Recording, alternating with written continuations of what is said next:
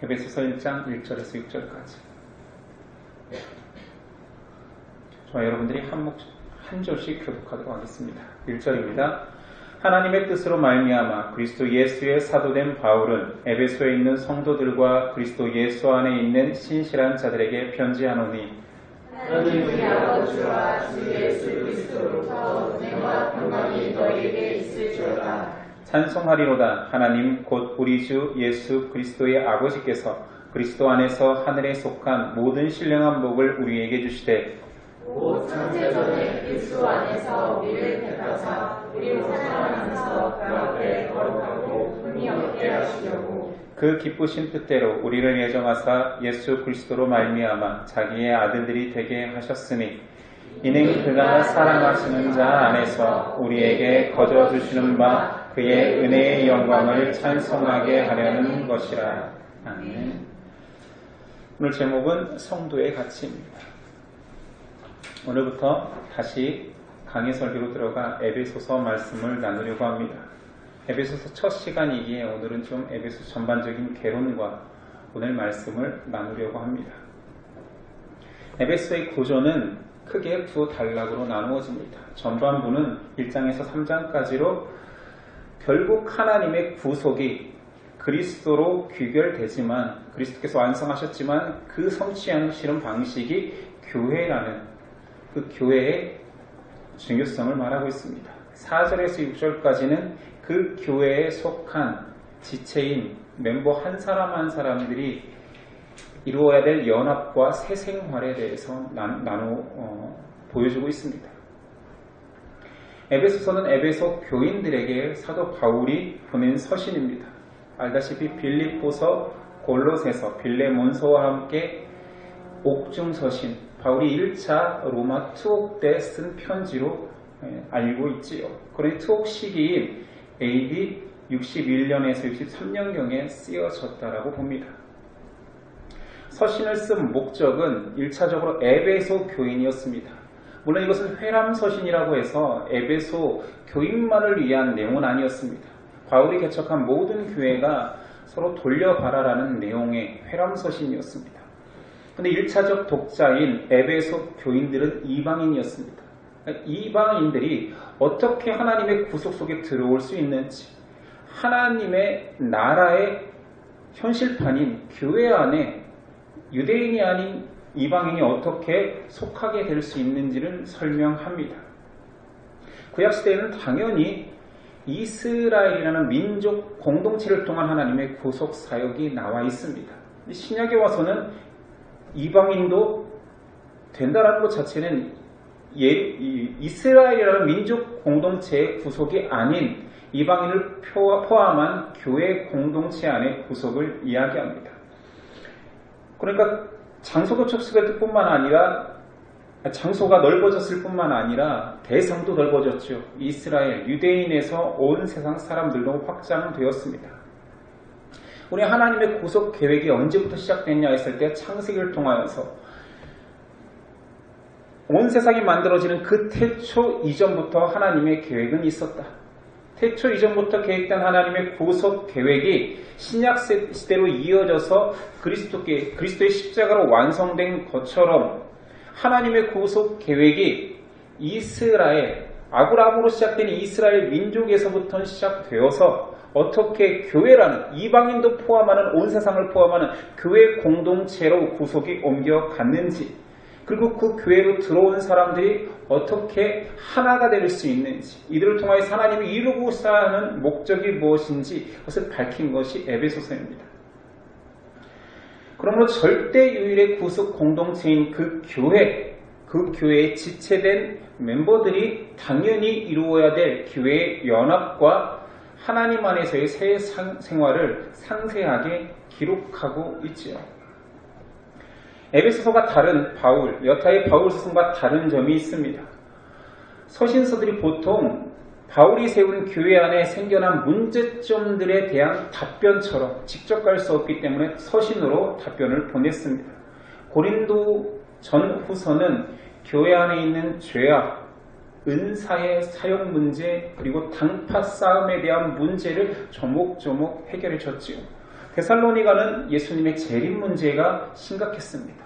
지금 오느냐 아니면 때가 지나서 우리 당대에 오느냐 아니면 우리가 죽은 이후에 오느냐를 놓고 교회 안에서 문제가 있었습니다.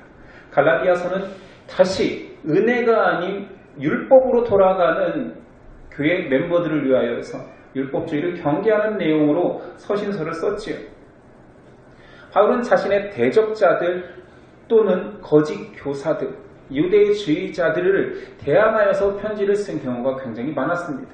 근데 에베소서는 에베소 교회에 당면한 문제가 아닌 그 자체로 순수하게 성도들에게 진리와 은혜의 지평을 넓혀주기 위해서 쓴 책입니다. 에베소서 3장이 그 특징을 드러내지요. 17절이야. 믿음으로 말미암아 그리스도께서 너희 마음에 계시게 하시옵고 너희가 사랑 가운데서 뿌리가 박히고 터가 굳어져서 능히 모든 성도와 함께 지식에 넘치는 그리스도의 사랑을 알고 그 너비와 길이와 높이와 깊이가 어떠함을 깨달아 하나님의 모든 충만하신 것으로 너에게 충만하게 하시기를 구하노라. 바울은 그냥 예수 그리스도의 사랑, 너희가 속한 그 교회 안에서 예수님의 사랑이 어떻게 접목되어서 너희가 지체가 되었는지 그 너비와 길이와 높이와 깊이를 깨닫게 하고 싶어 내가 편지했노라 말하는 것입니다. 에베소서는 두 가지가 분명하게 나옵니다. 교회를 통한 하나님의 구속 계획이 어떻게 연결되어 왔는지, 우린 구원을 하나님 구원 계획이 어떻게 교회로 접목됐는지는 사실 모르잖아요. 창세기에서는 다루지 않았잖아요. 그 창세기의 구속 계획이 신약의 교회 속으로 어떻게 접목되는지를 에베소서는 밝히고 있습니다. 그러면 하나님 또한 에베소서에는 그러면 너희가 받게 한 하나님의 목적은 무엇이냐? 에베소서가 밝히는 목적은 이렇습니다. 에베소 1장 10절. 하늘에 있는 것이나 땅에 있는 것이 다 그리스도 안에서 통일되게 하려 하심이라. 그러니까 바울이 에베소 교인에게 너희가 구속받은 이유, 너희가 교회로 부름받아 하나님의 구속에 참여하게 된 이유는 그리스도 안에서 만물을 통일케 하시는 하나님의 목적이 있다. 아직 이 말만 들으면 무슨 뜻인지 정확히 모르겠지. 우린 그리스도의 구속이 하나님의 계획과 예수님의 성육신 십자가를 통하여서 완성되었음을 보았습니다. 그러나 하나님 예수 그리스도께서 하신 그 구속은 이미 우리 안에 모든 죄를 대속했습니다. 그러나 아직 완성되지 않았습니다. 교회는 하나님의 나라인 축소판인 교회는 이 땅에 하나님의 나라는 이미 완성된 것처럼 이미 임하였습니다. 그러나 아직 완성되지는 않았지. 그러니까 우리의 구속도 지금 교회의 존재도 이미 완성되었으나 이미 이루어졌으나 아직 완성되지 않은. 그래서 여러 번 설명했던 그 already와 not yet 동일하게 구속과 교회는 비슷하게 적용됩니다. 이 부분이 사실은 이성적이지는 않은 거지요. 이루어졌는데 아직. 그러면 아직이기 때문에 완전한 게 아닙니다. 그리스도의 구속은 완전합니다. 그러나 우리가 영원한 존재가 되는 것은 과정. 그래서 구원을 지금 내가 구원의 확신을 이룬다고 해서 구원받았다라고 표현은 하지만 확신은 하지만 이루어지는 것은 마지막 날 하나님의 나라가 임할 때인 거죠. 이미 이루어진 구원이지만 난 아직 완성되지 않은 이미 임한 하나님의 나라 교회이지만 아직 완성 형태가 아닌 하나님의 나라는 마지막 날에 완성되니까요. 그래서 이것이 사실은 신비인 거죠. 이성적으로는 정확히 이것은 이거다라는 공식이 성립되지는 않습니다. 성도의 구속과 교회의 신비는 그래서 비슷한 점이 있습니다. 성도의 구원이 하나님, 성부 하나님이 태초부터 계획하였다. 그리고 그 계획은 아브라함의 후손인 예수 그리스도가 완성할 것이다까지는 우리가 창세기에서 배웠습니다. 그렇죠? 약속의 내용과 약속 성취의 예언을 창세기에서 배웠지요. 그리고 우리는 신약시대를 살기에, 그리스도의 오신 이유를 살기에 그 완성을 목격한 자죠. 아는 자죠. 지나간 자죠. 그리고 오늘 성령께서는 무슨 일을 하셨냐라고 처음으로 등장하냐면 그 인치심, 구속받았다라고 너는 도장 찍겠다, 내가 인을 찍어버리겠다라는 그 확증을 성령이 하신다라고 말합니다. 새로운 역할이죠. 그러니까 바울은 삼위 하나님께서 다 우리의 구속 가운데, 교회를 세우신 가운데 역사하셨다라는 것을 먼저 밝히는 것입니다.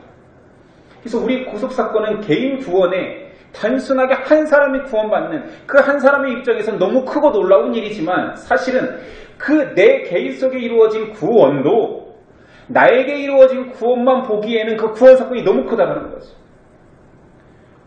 이것을 전체 속에 나를 봐야지 더 크게 느껴진다는 것이 바울의 논지입니다. 그 논지를 풀어감에 있어 이제 뒤에 내용이 나오겠지요. 에베소서에서 밝히는 교회의 본질은 두 가지입니다. 앞에서도 계속 말하지만 첫 번째는 구원받은 공동체입니다. 그리스도의 십자가는 죽음과 부활을 통하여서 성도들을 구원해냈습니다. 구속해냈습니다. 살렸습니다. 그래서 교회 속으로 들어오게 하셨지요. 하나님의 백성이라는 정체성을 가진 사람들로 모으셨습니다. 이것은 내 거다 이제부터. 십자가 사건이, 십자가 대속의 피가 흐르는 순간부터 내 것이 이제 구분될 것이다. 분리하겠다. 에클레시아, 분리해서 부르겠다. 이게 교회입니다. 이제 하나님의 백성만 동일한 하나님의 시민들로 하나님의 가족들을 만든다. 이것이 에베소서가 밝히는 교회의 첫 번째 본질입니다. 두 번째 본질은 그리스도의 몸입니다. 우린 교회 하면 첫 번째 떠오르는 것은 조직입니다. 모든 사람의 공동체는 조직이 있기 때문에 조직으로 떠오르는 것이요. 멤버십. 그런데 특이하게 에베소서, 우리는 여러 번 교회에서 들어왔기 때문에 우리한테는 생소하지 않지만 바울이 주장할 때는 너무 생소했던 거예요. 사람이 모이는데 사람의 단체, 조직이 아니라 그리스도의 몸으로서 유기체를 말하는 거예요. 그냥 생명체라는 거죠. 살아 움직이는. 그리스도의 생명력이 이식받았기에, 그 머리로 공급되기에 한 사람 한 사람들이 그리스도의 영향력으로 지속적으로 자라가는 거예요. 거부해도 붙어있다라면 거부가 될 수 없습니다. 그냥 그리스도의 머리심이 그냥 지체들에게 퍼져나가는 거예요. 안 자랄 수가 없는 거죠. 안 붙어있을 수가 없는 거죠.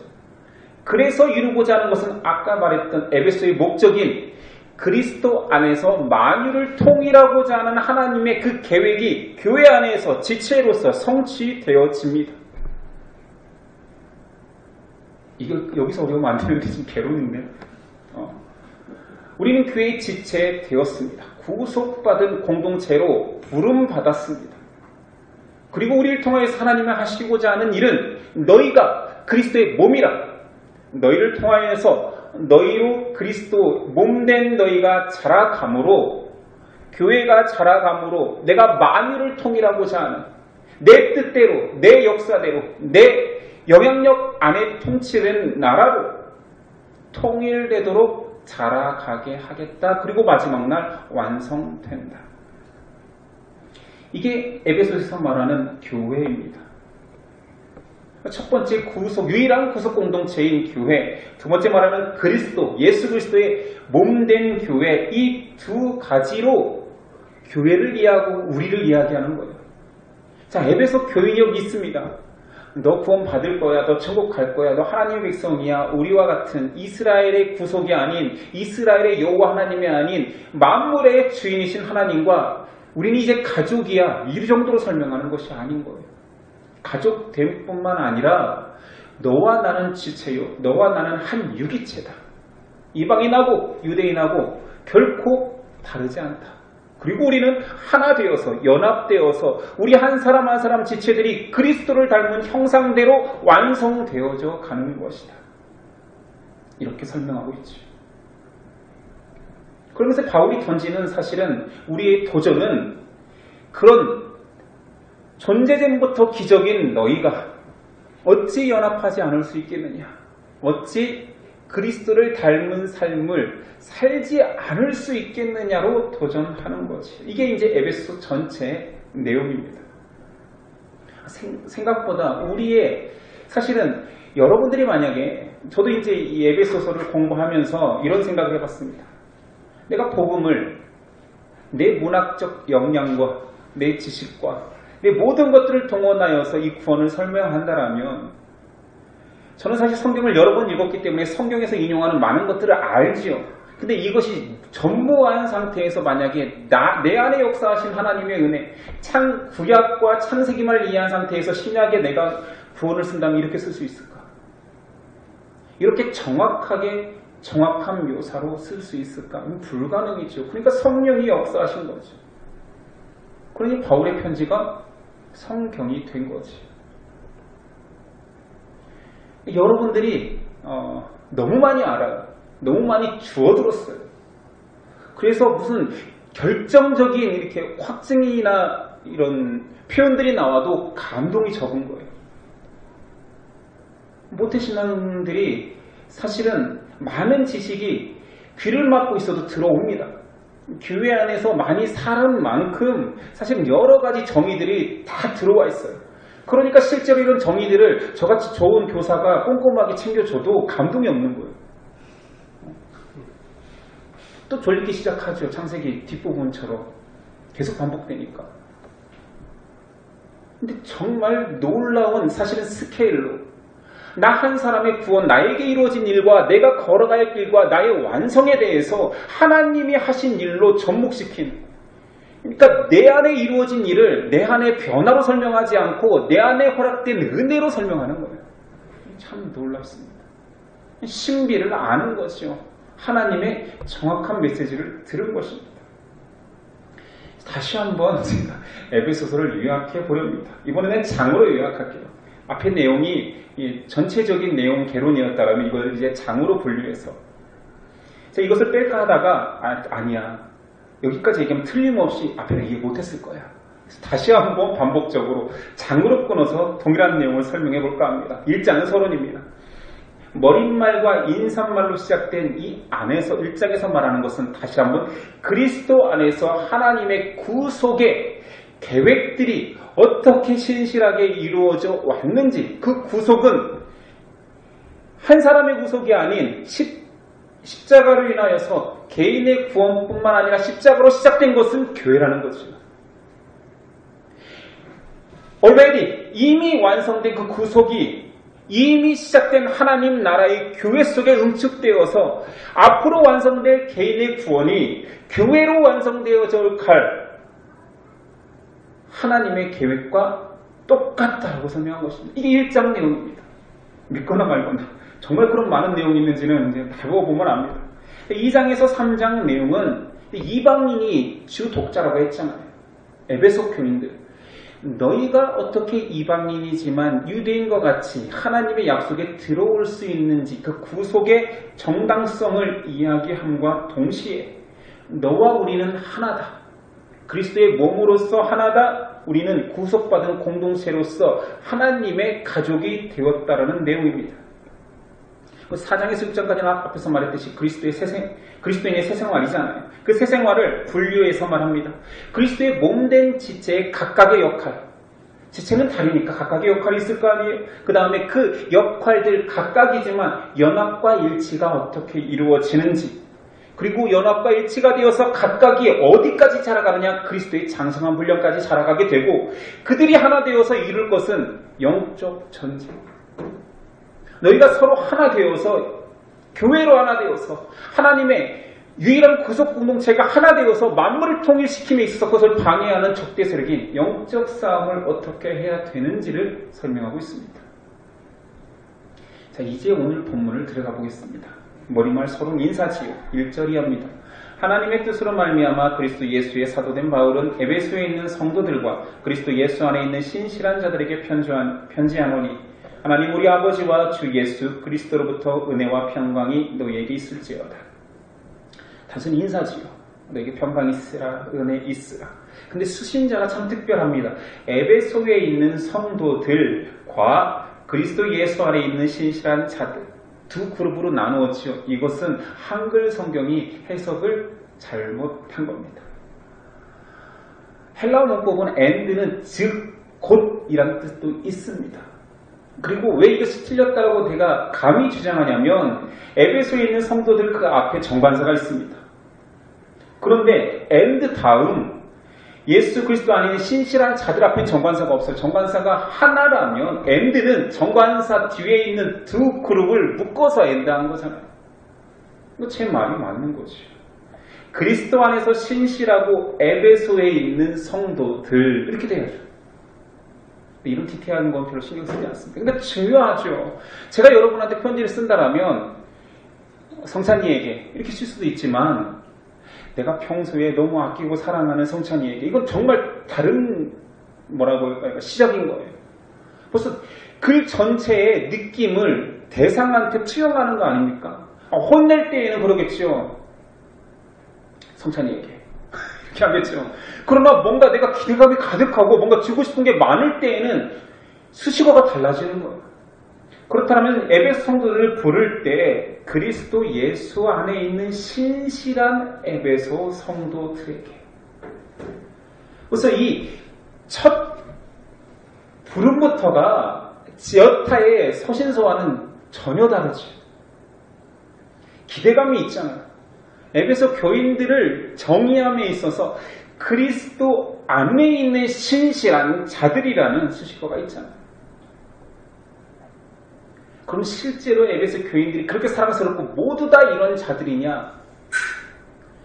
바울의 신학을 좀 안다라면 특이한 것은 이게 바울이 쓰지 않는 것 같은 뉘앙스가 뭐냐면 그 사고를 치고 자기를 반대하고 자기가 개척한 교회에서조차 그런 망나니 짓을 하고 바울 쫓아내려고 하는 상황 속에서도 성도라는 단어, 하나님의 백성이라는 단어를 표현할 때에는 완성 형태입니다. 꼭 하나님의 시선으로 보는 것 같죠. 저 망나니 같은 인간이지만 지금 실제로 망나니 같은 마귀 같은 짓을 하고 있지만 성도, 그 안에 포함된 성도로 표현할 때에는 완성 형태의 성도를 기대하는 것처럼 씁니다. 오늘 시작이 그렇습니다. 에베소가 완벽한 성도들만 있는 것은 아니겠지요. 특정인만을 생각하면서 그래도 보편적으로 얘네들은 그리스도 안에 있는 신실한 자들이라 이런 느낌으로 쓴 것이 아니라 바울 전체의 성도는 그런 겁니다. 그러니까 바울이 어느 정도까지 신학이 깊고 하나님의 뜻에 대해 통달했는지를 느끼는 거죠. 그는 처음부터 로마서에서부터 믿음은 우리 것이 아니다. 그 믿음의 신비는 우리를 바꿔갈 것이다. 믿음을 가진 자는 완성되어져 갈 것이다 라는 것을 확신하고 로마서를 썼습니다. 그에게 성도는 마지막 날 하나님의 백성으로 완성되어질 그들입니다. 그 기대를 가지고 성도를 보는 거예요. 성도의 가치가 얼마나 그에게 큰지는 바로 다음 절부터 조목조목 나옵니다. 찬양의 내용이죠. 하나님을 바로 찬양하는 구절이 다음에 나오는데, 자, 하나님을 찬양함에 있어 성도에게 행하신 하나님 일을 찬양합니다. 찬양의 내용입니다. 첫 번째, 성부께서 하신 일을 3절에서 6절 말하는데, 그 내용은 하나님이 예정하신, 태초부터 예정하신 하나님의 계획을 노래합니다. 이것은 이 계획이 얼마나 크고 놀라운지는 창세기에서 우리가 계속 다루었지.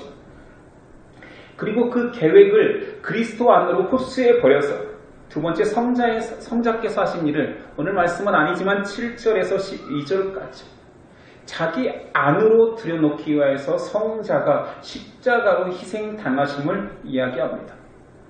그리고 성령이 남았지요. 성령이 하신 일을 13, 14절 그 모든 일을 이루시고 확증적으로 도장 찍고 인을 쳐주신 성령님의 확증을 말합니다. 이것이 바울의 찬양의 내용이에요. 성도, 그리스도 안에서 신실한 자들이 어떻게 만들어졌느냐? 성부가 하신 일이 뭐냐? 성자가 하신 일이 뭐냐? 성령이 하신 일을 거론하고 찬양하리로다. 이들을 찬양할 수밖에 없구나. 이분들이 행하신 일로 인하여서 내가 성도라 부르심을 받는구나. 그리스도 안에 들어왔구나. 이것이 찬양의 내용입니다. 누군가를 높이고, 아니 사랑한다고 합시다. 누군가를 사랑함에 있어 그에 대해서 아무것도 모르는데 사랑할 수 있습니까? 오늘 바울이 찬송하리로다라고 고백하면서 시작한 하나님에 대한 내용들은 하나님을 너무 잘 알기에 성부, 성자, 성령이라는 삼위를 신학적으로 완성한 것은 수세기 이후입니다. 바울은 예수님이 떠난 지 불과 30년 지난 후에 성부, 성자, 성령을 분리해서 그분이 하신 일들을 정확히 거론하면서 그분들이 하신 일이 얼마나 놀라운지를 고백하는 거예요. 바울에 의해서 삼위가 하신 일과 삼위일체 되심을 우리는 알게 된 거예요.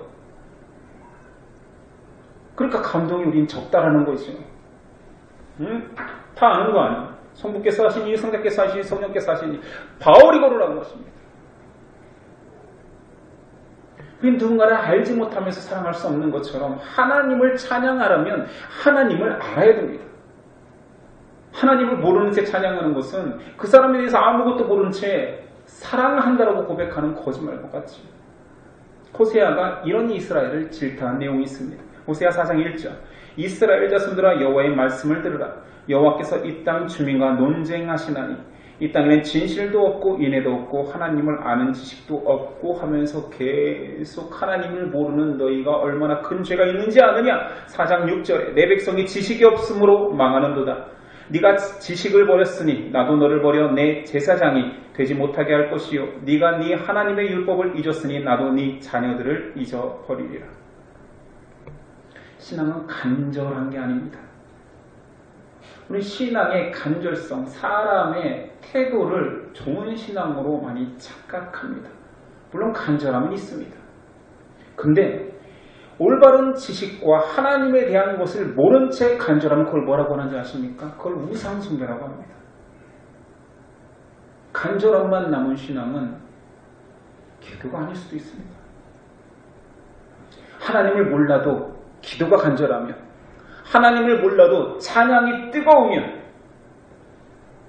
그게 예배입니까? 그거를 푸닥거리라고 하죠. 굿! 뭐 그런 거 아닙니까? 대상이 없는 거예요. 대상이 그냥 잡귀인 거예요.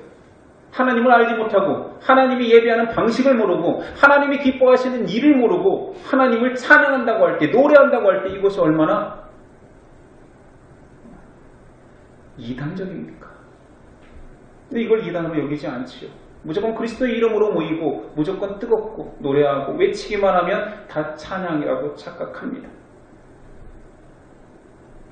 제가 찬양 인도할 때 보기가 이렇게 사람이 많은데 왜 저한테 오죠? 가장 고백하기 힘들었던 곡들이 몇 개 있습니다. 너무 이 찬양이 하고 싶기는 한데 같이 고백하면 나도 찔림이 있고 앉아있는 많은 사람들을 거짓말시키는 것 같아서 십자가의 길 순교자의 상, 그 찬양입니다. 제가 한 번은 너무 하고 싶어서 어른들에게 이런 얘기 했습니다. 제가 이 찬양을 여러분과 고백하고 싶습니다. 가사의 내용이 예수 그리스도를 위해서 죽겠다는 내용입니다. 동의되지 않으시지요? 그러나 이렇게 살고 싶지요? 이런 마음으로 한번 불러봅시다. 더 뜨겁더라고요. 어른들이 좀 찔림이 있었지만 딸려 들어오더라고요. 그러나 제가 중고등부 아이들과는 한 번도 이 찬양을 하지 않았습니다. 얘들아, 너희가 이런 고백하는 거라면 가짜겠지. 그러나 언젠가는 이건 사도 바울의 그 신앙을 알았다면 했을 거예요. 완성될 형태의 성도의 모습으로 찬양하리로다 했을 거예요. 근데 제가 그 정도로 깊지 않았기 때문에 야 거짓말하지 말자 우리. 이런 느낌으로 한 번도 이런 찬양, 그래서 뭔가 내 마음에 하고 싶은 고백이 있었지만 인도자라 섰지만 뭐 죽겠습니다, 뭐 내 생명을 드리겠습니다 이런 내용이 나오면 애들과는 안 했습니다. 근데 제가 놀란 건 뭐냐면 기독교 유명한 대형 집회에 갔는데 그런 찬양이 주류예요. 그리고 내가 그렇게 무시했던 애들이 눈물을 펑펑 흘리고 있는 거예요. 충격이었습니다. 그건 어떤 충격이냐면 가식의 충격이었습니다. 저는 그들을 믿지 않거든요. 모르겠습니다. 성령님의 역사를 제가 거짓되이 증언하는 건지 모르겠죠. 그러나 솔직해집시다. 그 중고등부 아이들이 십자가를 얼마나 알기에. 그들을 실제로 제가 담당할 때 신앙 고백을 시켜보면 그리스도의 십자가를 자기의 십자가로 인정하지 않습니다. 그러나 찬양인도도 하고 반주도 하고 울기도 하고 수련회 때는 떼굴떼굴 부르기도 합니다. 근데 나는 그것 자체를 이쁘다고, 이쁜 짓은 맞지만 그것이 신앙이라고 한 적은 없습니다. 아닌가요? 오늘 바울의 찬양 내용을 보십시오. 뜨겁다라고, 노래 잘한다라고 찬양이 아닙니다. 노래할 이유가 정확하고 대상이 하신 일이 명확합니다. 노래 잘하는 것이 찬양 잘하는 것이 아니라 내 안에 고백이 바르고 그 고백하는 내가 진실을 낼 때 그것을 찬양 잘한다라고 하는 것입니다. 그러니까 많이 가르쳐야 되죠. 찬양 인도자는 누가 되느냐? 말씀에 적확한 자, 정확히 이해하고 적용할 수 있는 자가 찬양을 인도해야 됩니다. 안 그러면 감정만 때리고 본인도 감정에 겨우 펑펑 울지만 우상 잡기 노름이 될 수 있습니다. 그래서 무서운 거예요. 감정만 때리니까. 하나님이 하신 일과 그리스도께서 이루신 일, 나에게 이루어진 일을 고백하는 것이 찬양입니다. 첫 번째부터 바울의 찬양이 정확하다라는 겁니다. 얼마나 선명하고 놀랍습니까?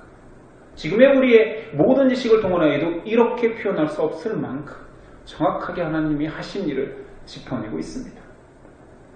자, 이것을 알고 신앙하는 자와 모르고 신앙하는 자의 차이는 너무 명확합니다.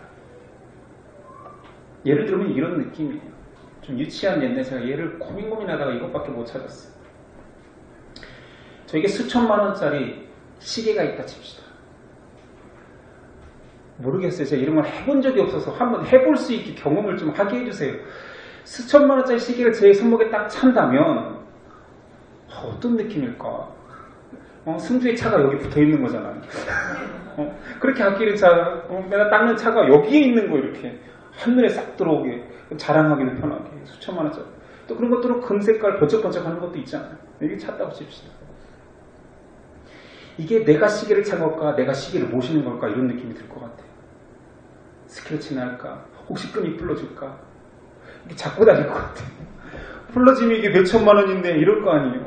그래서 시계가 시간을 보는 것이 아니라 사람들을 의식하고 자랑하고 싶고 뻐기고 싶고 굉장히 오른쪽 어깨가 무겁고 이럴 것 같아요. 시계를 모시고 다니는 거지. 반대로 근데 그게 짝퉁인지 알게 되는 것입니다. 알고 봤더니 10만 원짜리인 거예요. 왜냐면 일주일이 지났더니 금색이 떨어지기 시작합니다.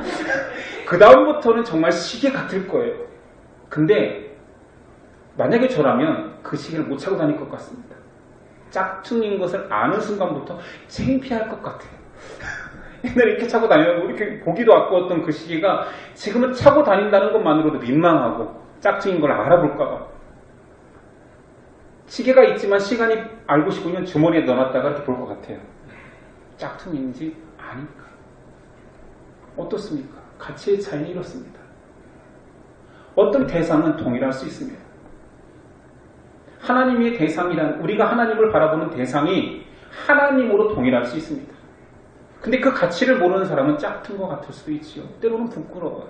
제가 전도 다니면서 가장 크리스찬에게 분노했던 것은 나를 부끄러워하는 것이 아니라 전도자를 부끄러워하는 것은 당연하거든요.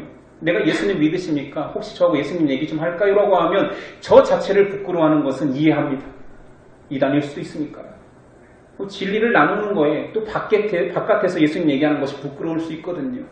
근데 제가 다니면서 참 특이한 것을 느꼈는데 나를 부끄러워하는 것이 아니라 복음 자체, 하나님 자체를 부끄러워하는 사람들이 굉장히 많았다는 거예요.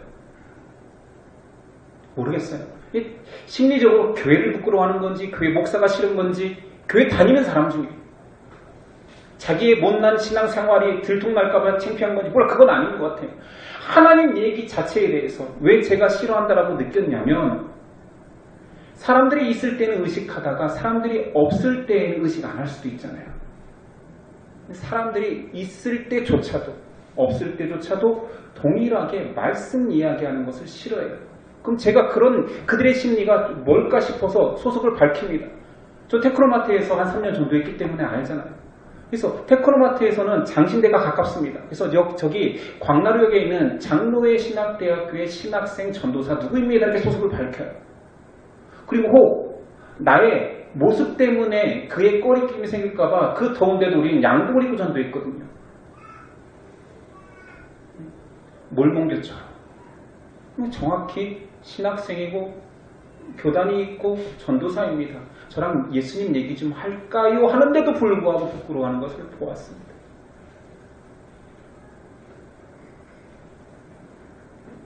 명품 시계가 아니라 그에게는 짝퉁 시계인 거예요.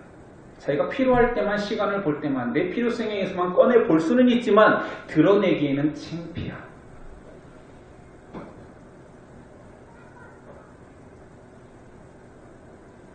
전도폭발의 첫 번째 질문은 구원의 확신이 있습니까? 전도폭발도 뭐 공부하고 해봤기 때문에 CC 전도뿐만 아니라 전도폭발 뭐 여러 가지를 다 해봤지요. 그가 크리스찬임을 고백하고 교회 다닌다고 물어보면 구원의 확신이 있습니까? 묻지요.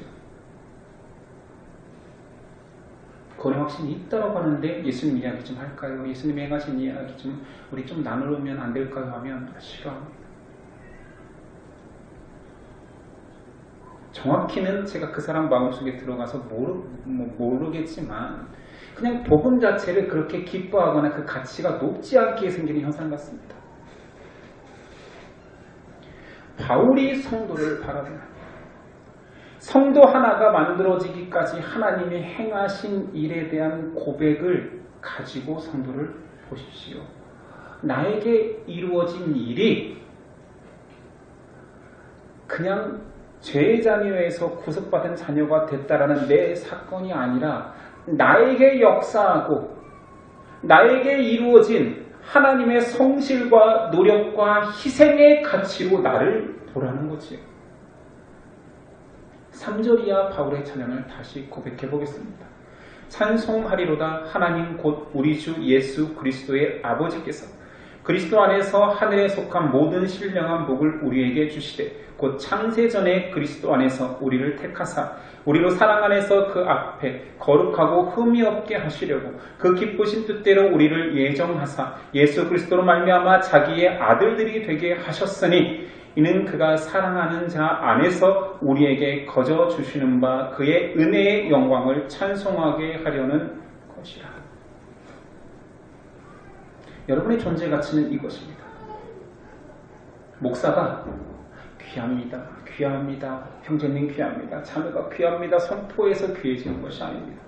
나 스스로 그래 나는 귀하지. 나는 세상에서 너무 존귀한 자기라고 해서 생기는 것도 아닙니다. 우리의 가치는 성도의 가치는 성도께서 나에게 하신 일, 성자께서 나에게 하신 일, 성령께서 나에게 하신 일을 고백할 때 생기는 가치입니다. 그리고 그 모든 확증을 성령께서 인을 찍었다. 새겨버렸다.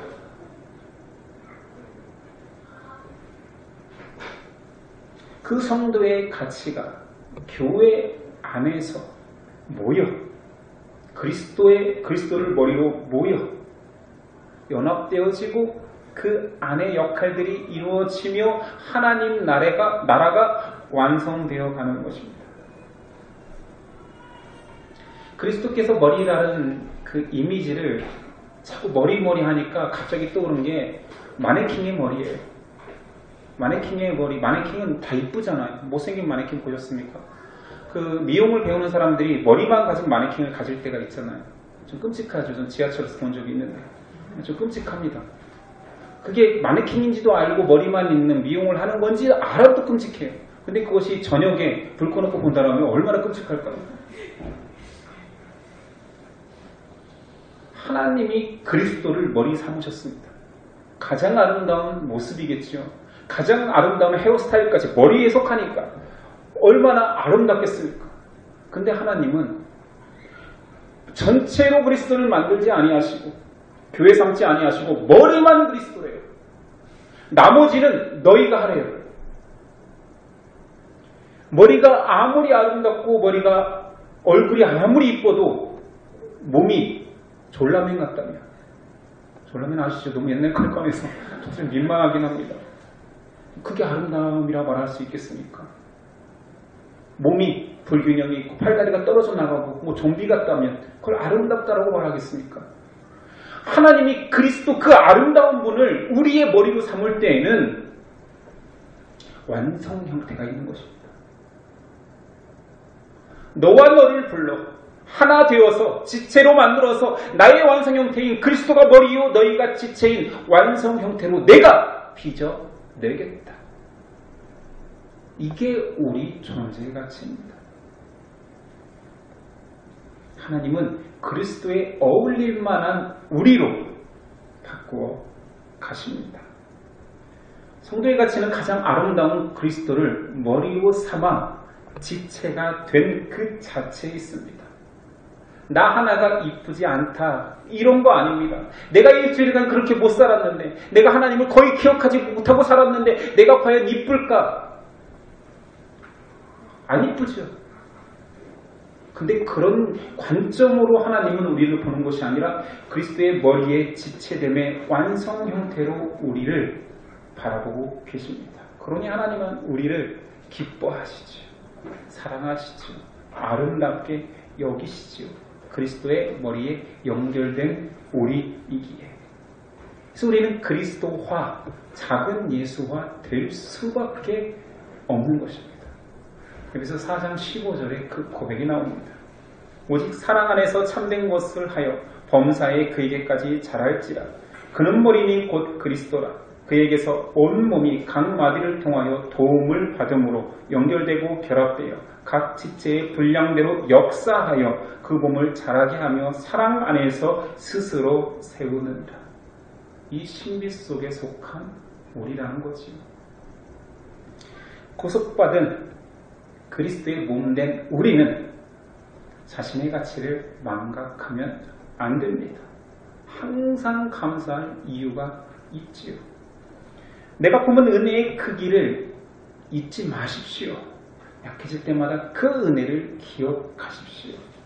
하나님이 하신 그 놀라운 일을 기억한다라면 우리 입에서 찬양이 떠날 이유는 없습니다. 기도하겠습니다. 우리에게 행하신 하나님의 크고 놀라우신 우리의 말로 표현하기 부족할 만큼 큽니다.